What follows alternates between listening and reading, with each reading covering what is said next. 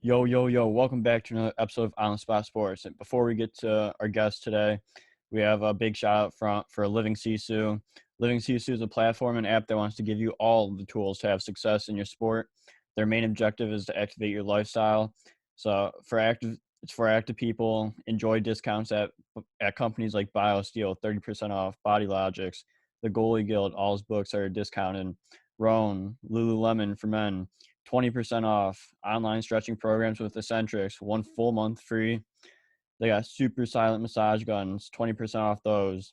And it's a great quality. It's way less expensive than a Theragun, and it's great quality. So there's so many more discounts that you guys will need to just become a member to see. So they want to provide you with anything you need for success. So come join the community. I'm a part of it. A bunch of other athletes are a part of it. So it's free to join. It takes 20 seconds to get exclusive offers to your sport, and it's definitely worth it. So do us a huge favor and go sign up for Living Sisu's membership.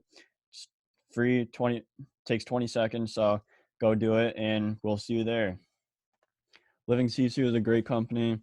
We know one of the co-founders, Zach Fricali. He's a great guy.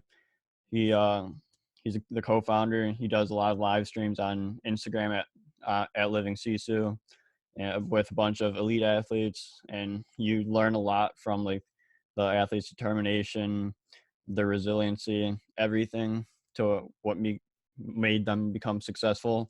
So it's been a great experience so far. So go on. I'm gonna leave the link in the description. So go sign up.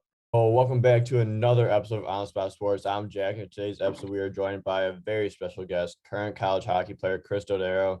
Chris is currently in his fifth year at American International College playing NCAA Division I hockey. Chris has also spent time in the United States Hockey League, British Columbia Hockey League, and the North American Hockey League over the course of his junior hockey career. And he also has his own business called Prodero Hockey on Instagram.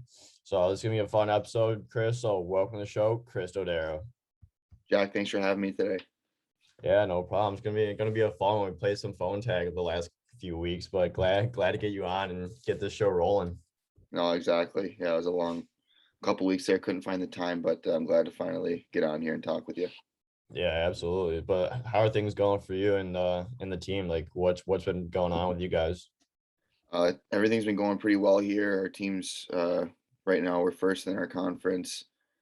We just had our 11-game win streak snapped last night to Holy Cross in a 5-4 loss. But everything's going great right now. Team's rolling pretty well. We found our jam. We found our good team chemistry. Things are going well here. Yeah, at least the boys are rolling besides the loss yesterday, but you guys have been on a roll. So that's always a good feeling as a hockey player when you get those wins.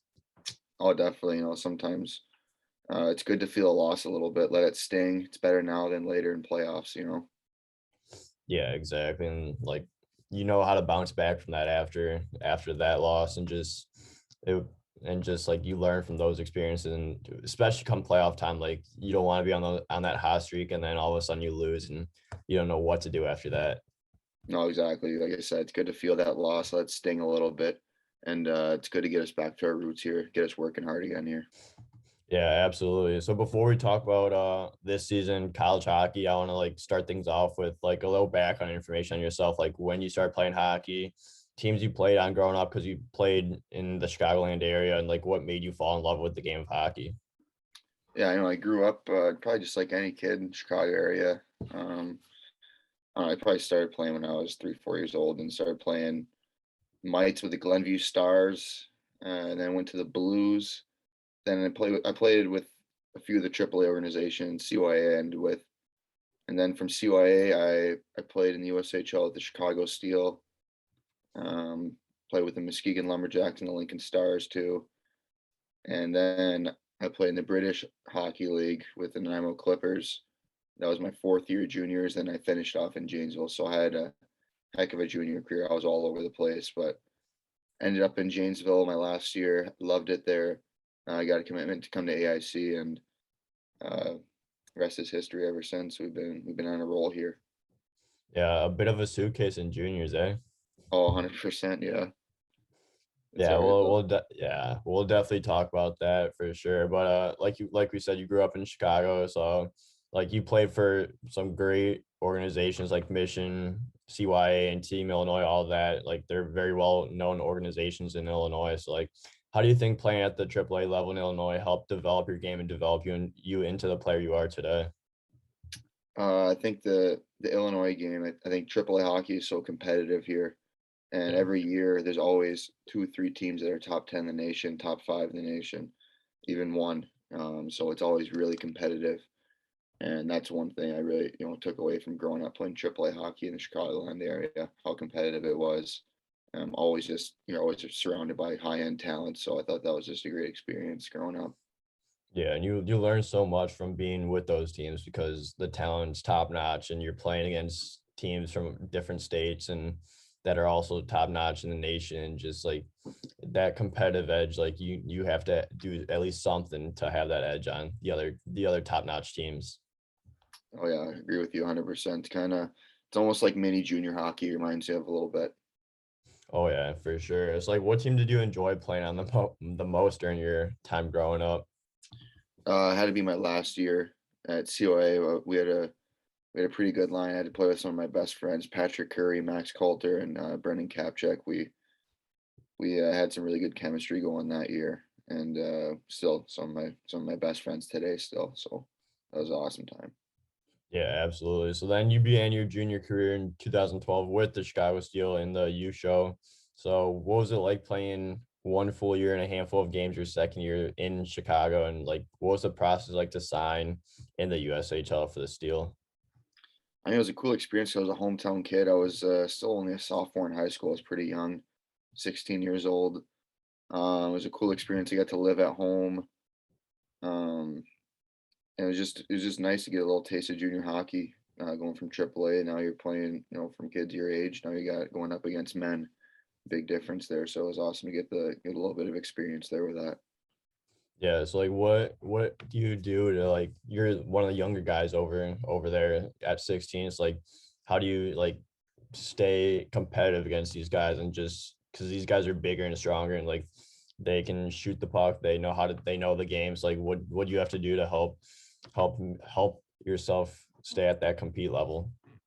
Um, Honestly, it was exactly it was a little adjustment, like I said, going from playing against kids my age to going against men, and just I just had to raise my energy, my tempo, my compete level every day. I had to bring it. There couldn't be no days off.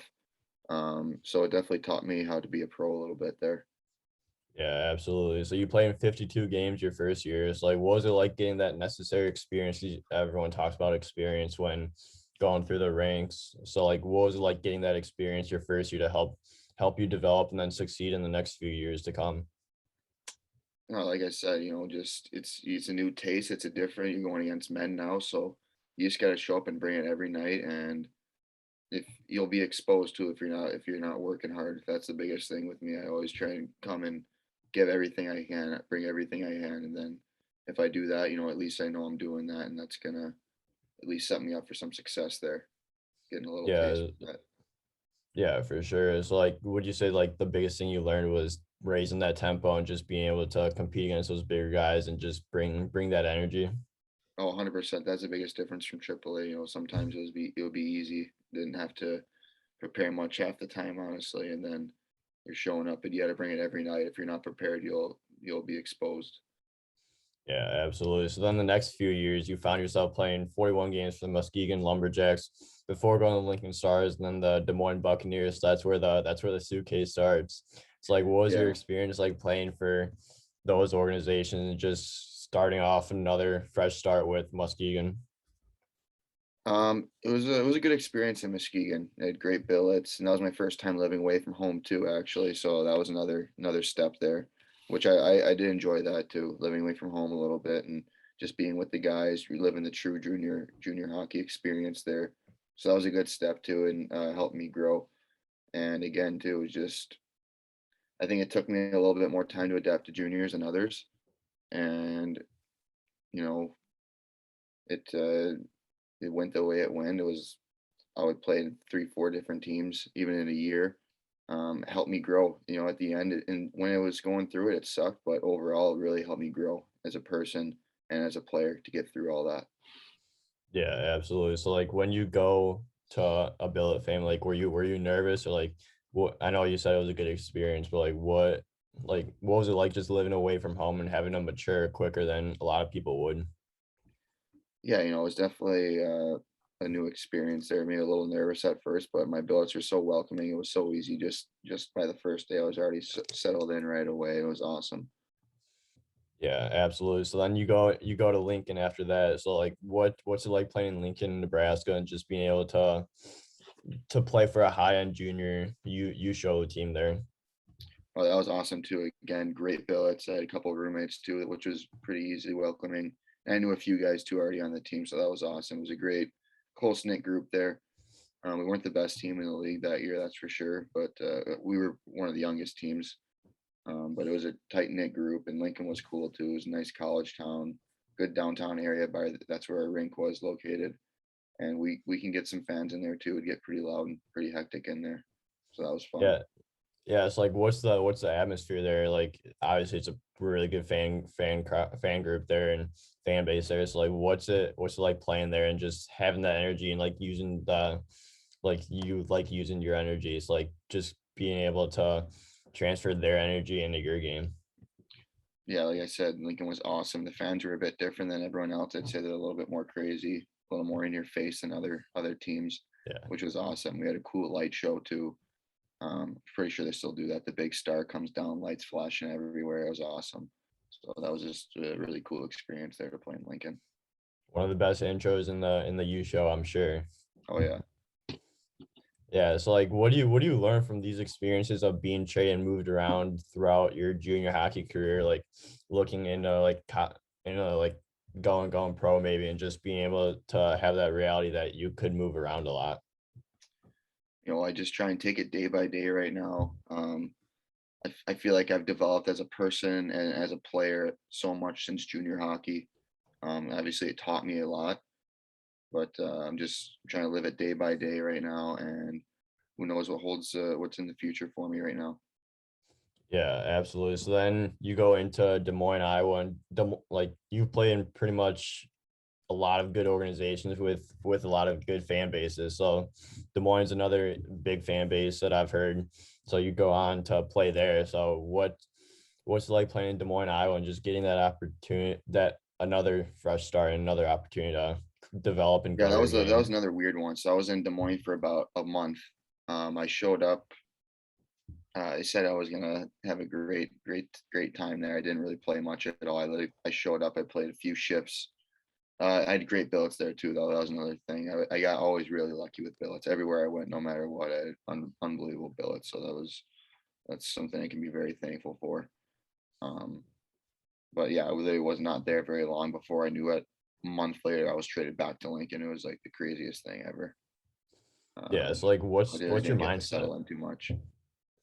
Yeah. So like what's your mindset throughout that time when you're not playing and you're just like you're like It's, what the hell's going on? yeah, you really just gotta try and grind through it and stay positive. That's the only thing, staying positive. Once you get negative, then it's just a snowball effect. Worse things can happen. Your game starts going. It's just that's yeah, you just gotta really try and stay positive there. Um, Yeah. but yeah, that was definitely a crazy year in my life. How do you stay positive during those moments? You just take like day by day and just like take every little win as a win and just keep moving on, keeping like this is positive. Just keep going, keep going. Exactly. Yeah. Celebrate the small victories when you can and take what you can get exactly and stay positive and then eventually some good things will start happening.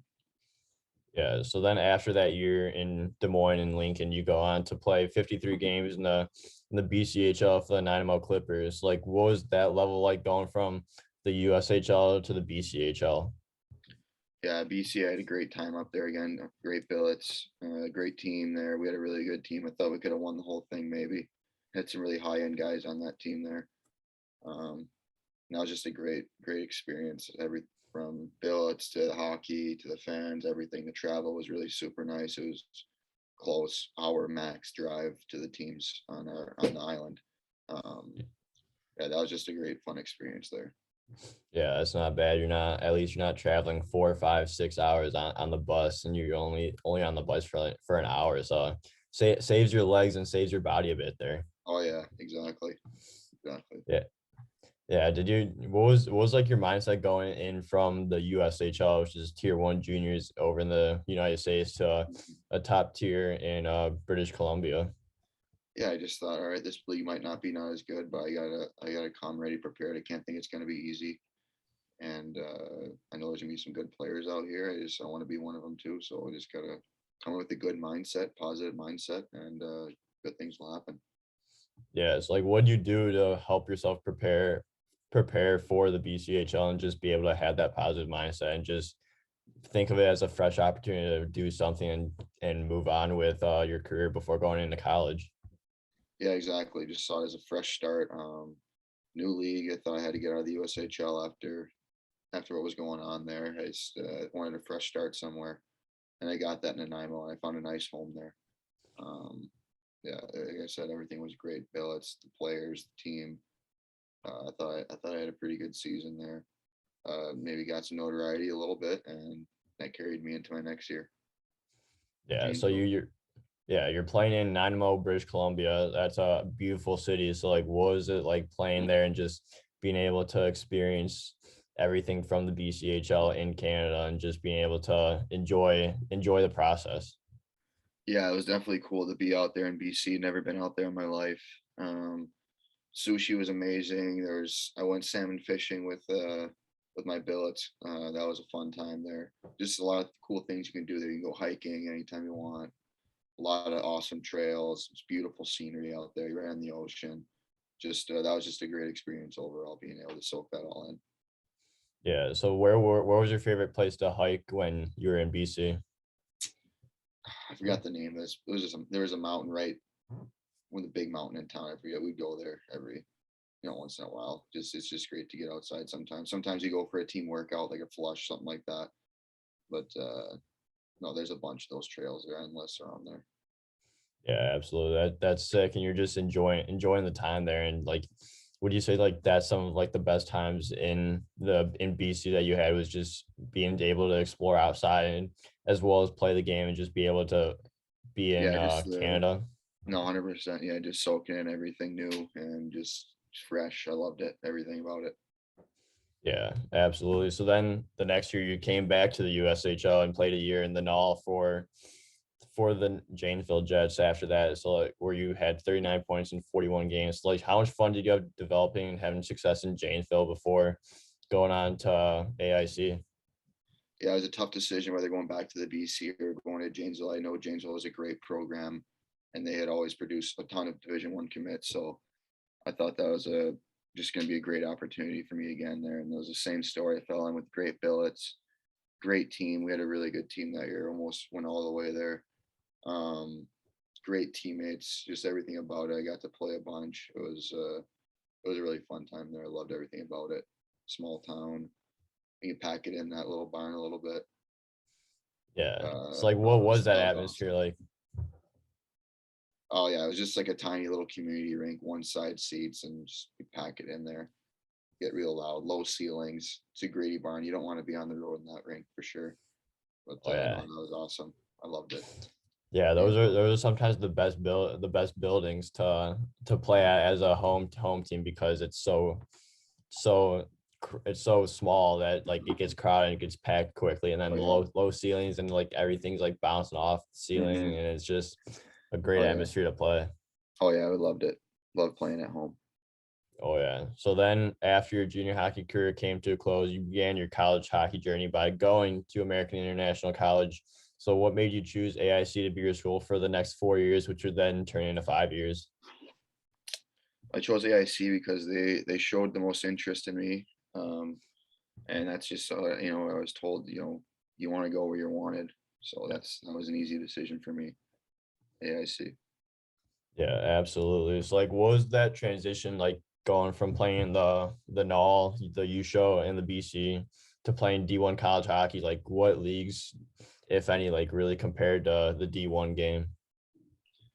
The difference here was definitely more. It's a much more mature game here. It's not as much run around hockey. It's very systematic. In the Atlantic, there's not as many high end players like you'd see in the USHL. Some of those top guys, but the Atlantic is still very good hockey. It's very deep, and that's the thing about it. It's deep and it's an older league, so Atlantic teams beat out of conference teams all the time. It's just a different game. It's very mature, very systematic, like I was saying, not compared to juniors. So you got to be Yeah. very detailed here. Not many games, so you got to make the most of every game. Every game's like a playoff game. And all the details really do matter. Like the small little details, like that's all you got. That's what you got to master if you want to keep going up levels and just being able to develop your game. And like just it's all about the small details. Like what's the importance of those small details and just using those details to your advantage. 100%. You got to find your role, find what makes you good at this level, and you got to do that better than anyone. So that was another good thing I learned from college, just trying to fill roles and be a role guy, fill multiple roles, be the most detailed on the ice, stuff like that. So that definitely helped grow my game here. Yeah. So like, what would you say is your role for your team right now? Right now, I just I like to do a little bit of everything. I like playing 200-foot game on both sides of the puck. So I like to chip in offensively and then I chip in defensively too. So always a very detailed game. Try to have nothing against, and then always chipping in offensively too. So kind of like it's a big comparison, but kind of like a Crosby type game. Yeah, Or like a absolutely. Marchand, two ways Yeah. hard. Yeah. Would you say you're most like those guys and just in like the way you play and like the way you try to emulate your game after? Yeah, I definitely like to watch like Crosby and Marchand. Marchand's a little undersized too, but he plays with a lot of fire too. So I like to do that. Sometimes get under some team skin a little bit. But it's all part of the game. It's fun. It's fun to do that stuff sometimes. And just like I said, play two ways hard, detailed game, hard on pucks. And yeah, I love it. Yeah, we all love getting under team skins and they hating us. It's always makes the game a lot more fun and just that way and just being able to annoy some of the teams. Oh yeah, it is. Yeah, definitely. Yeah, so like what's been your overall experience at AIC for your 5 years there so far and just being able to see your game grow from your freshman year to your 5th year? Yeah, so my freshman year, like I said, didn't really play a whole lot. It was a big jump for me.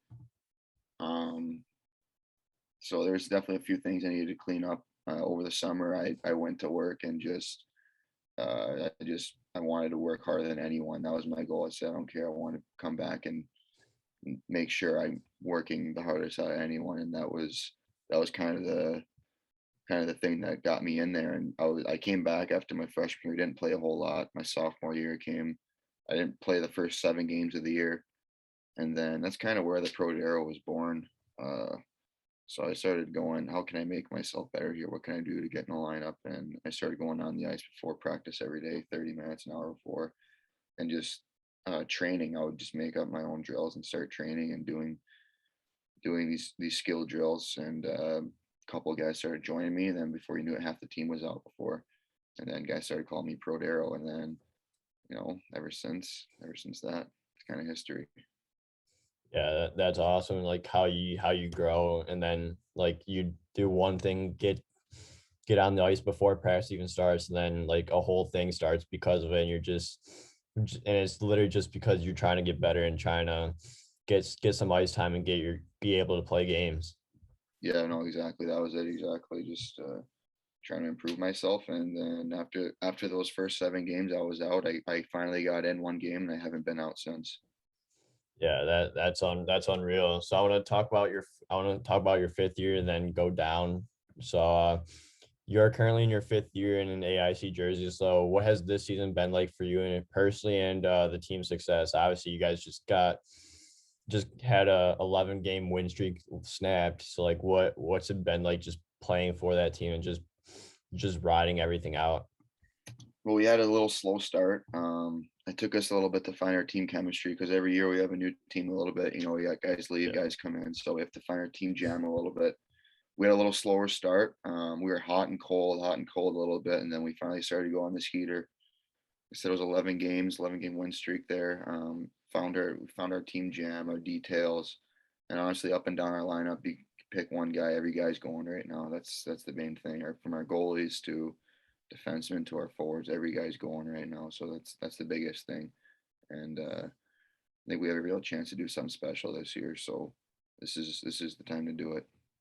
Yeah, absolutely. And like when everyone's buzzing, everyone's working, like things are gonna go right. And obviously 11-game win streak, like you guys were all buzzing and just like what was it like during that win streak and just being able to like have that confidence that you guys have a shot to win every single night.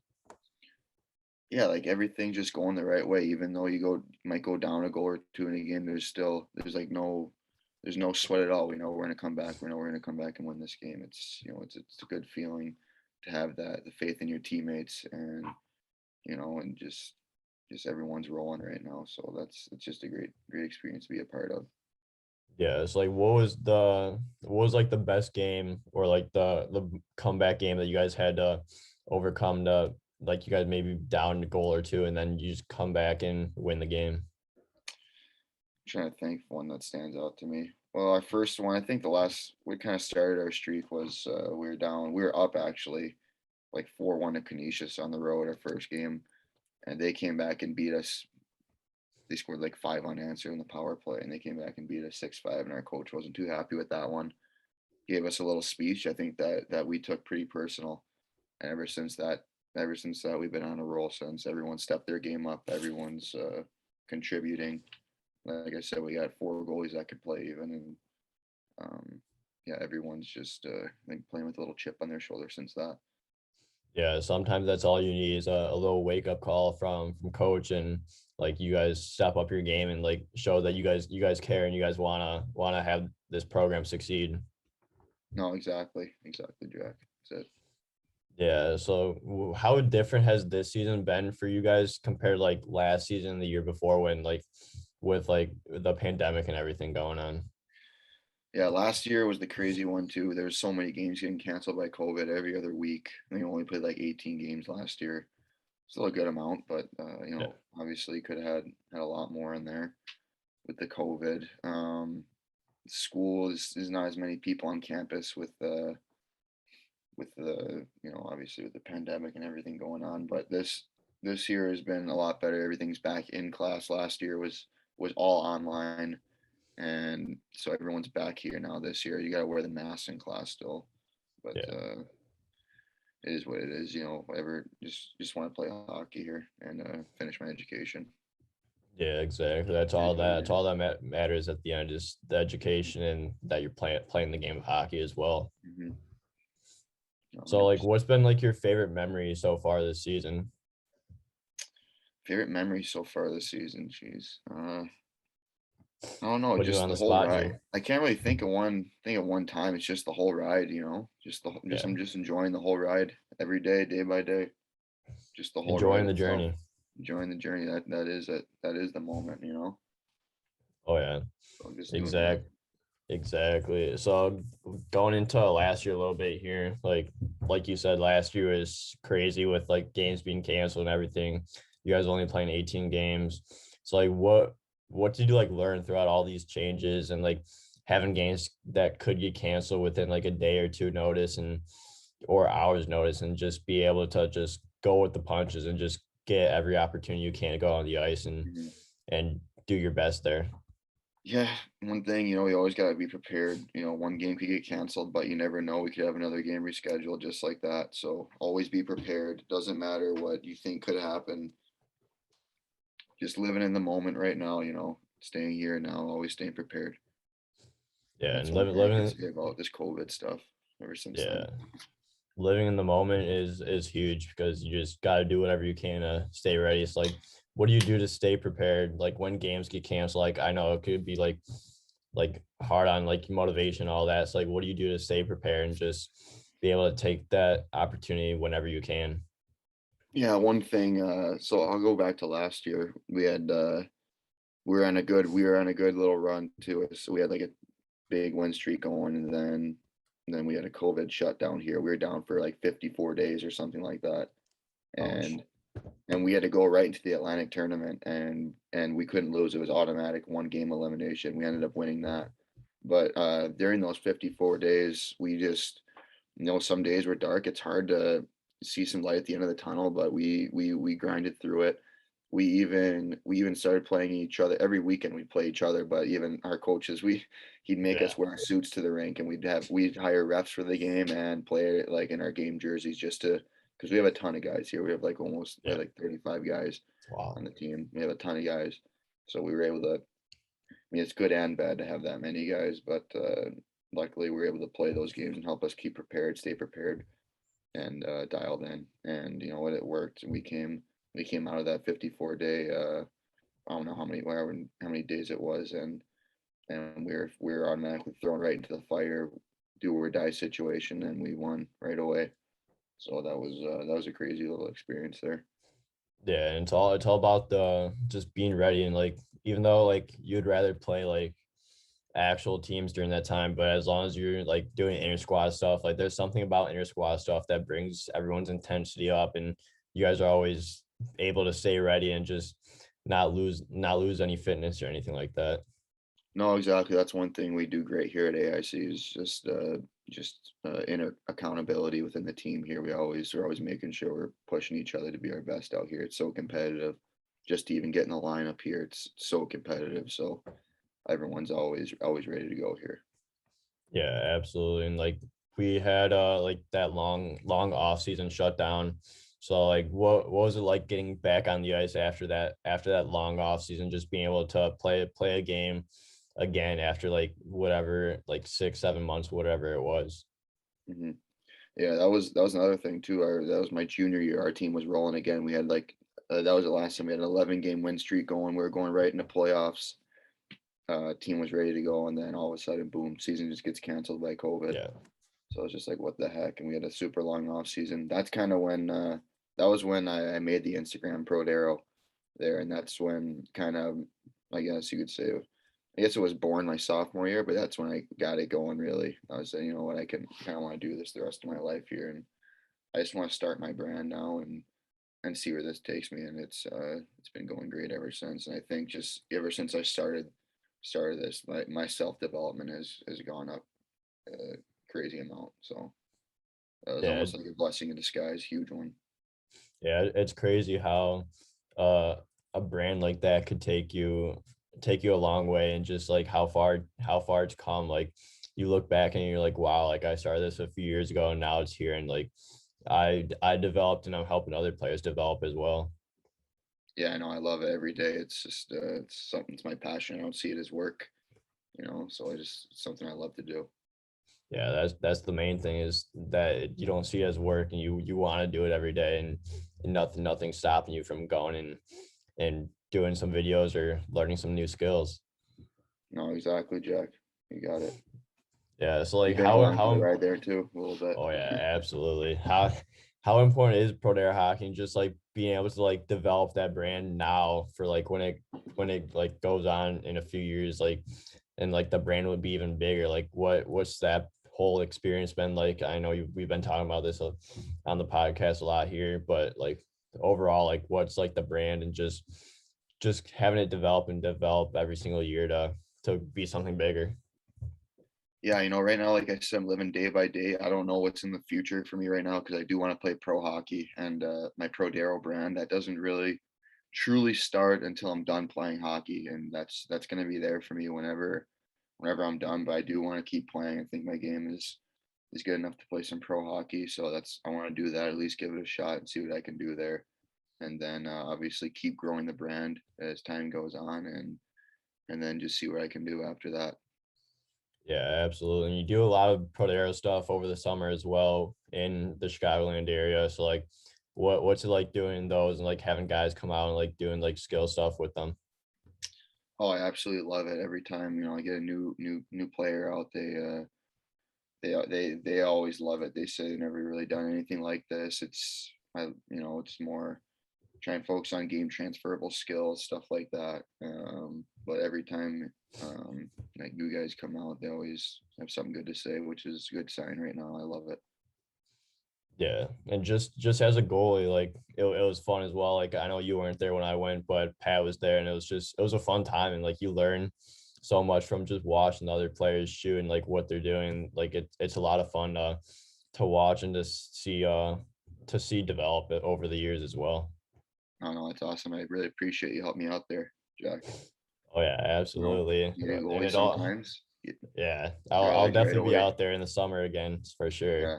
Oh yeah. Oh, I love that. Love that Oh, out of yeah, you. we'll definitely be training over the summer as well. Oh yeah.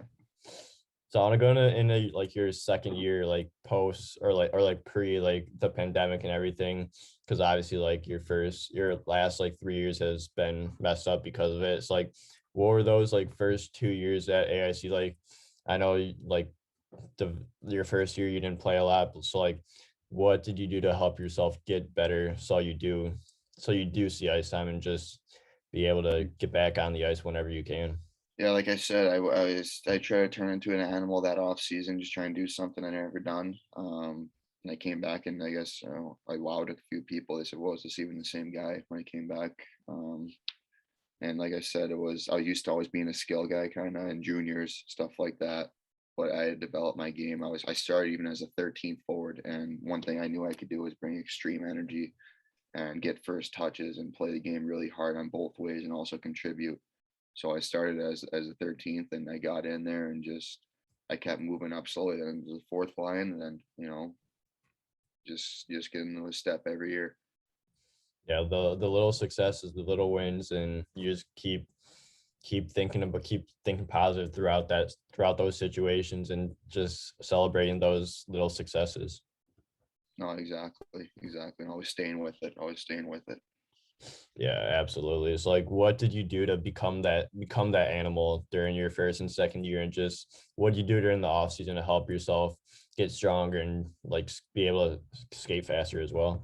Yeah, that was one thing too. I really focused on my speed in my first three strides. So if I'm a guy that that can bring some energy, a guy that needs to get first touches, maybe playing the kill, I needed to develop those first three strides. And that was one really my older brother helped me out with his off season program that he put together. He's playing over in Europe pro right now in the Austrian league for the Vienna Capitals. And his program helped me out a lot. And I came back, and it's like, whoa, this kid's fast. But that was like the thing. Like I said, I started as a 13 forward. I needed to bring energy, and that's one thing I can do. I can go out there and get first touches, get in the forecheck, and then let my skill take over after that. So that was a Yeah, huge thing with my speed. If I didn't have that, I don't know if I was getting in. So yeah, that was kind of the foundation. it's all about that hard work and just being able to do what you do in the off season or even in season, just being able to help yourself grow as not only as an athlete but a person. Like that really does help with both, and just be able to know what you stand for and like know what you can do on the ice. No, 100%, Jack. You nailed it right there. Absolutely. So I have a few more questions before we wrap things up here. So do you have any tips for players looking to get to that next level?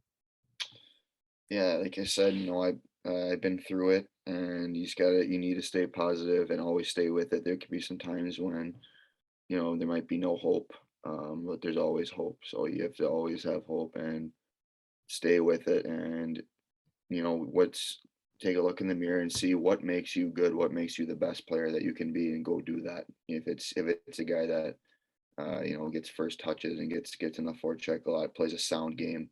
You do that. If you're a guy that needs to contribute offensively, then you gotta try and find ways to do that. You could contribute defensively, find ways to do that. So really, find your role and do that role better than anyone. Yeah, absolutely. That's a great tip. I love that. And like just do whatever it takes. Like that's all that really like Mhm. comes with it, is Find just do whatever you mhm, take and find your role that comes with it. exactly. Find a way to help the team win and do that. Might not. Maybe Exactly. you were a goal scorer in juniors. Maybe you got to do something else here. So Yeah. and then, Always adapt. yep, exactly. Yeah. So my next question is like you've like throughout like Prodero Hockey, like you've developed like a lot of like good skills and like tricks tips to just do. It's like what's it like being like the nifty doing the nifty passes, and just like I see that all the time on your Instagram. It's like, and like have it like actually translate into games for a lot of guys as well. Oh yeah, the nifties have definitely been a big one, especially this year for me. It's kind of, you keep doing it and it's gonna show up in the game. So it's I use it a lot, tipping it between my legs, stuff like that, like playing in between my legs, tight spaces. I do a lot of work off the pass, and that's helped me a lot too. So, a lot of times in skill skates, whatever, you always start with the puck on your stick. What I like to do is kind of work without it, put you in a situation, and what's your next move before the puck gets your stick. So it might be a touch to an area, might be a stick lift, it might be, whatever it may be. It might be a chip off the wall, it might be, touch through your leg, something like that. But those have definitely helped me out, especially as a winger. I get a lot of pucks on the wall, so I'm Yeah. always scanning before. I always, draw guys into me, and then a little nifty between the legs, hit the center underneath. That's been working a lot this year. Yeah, once you start doing it a lot, it translates into the game, and it feels good when it finally translates into the game, and you're getting more room on the ice, and you're getting more touches. Oh no, 100%. Definitely is a great feeling to see that stuff translate in the game. Oh yeah, absolutely. So then my final question for you is like, what's your favorite pump up music? Like you're trying to get a little lift in, like pregame warmups. Like what are you listening to?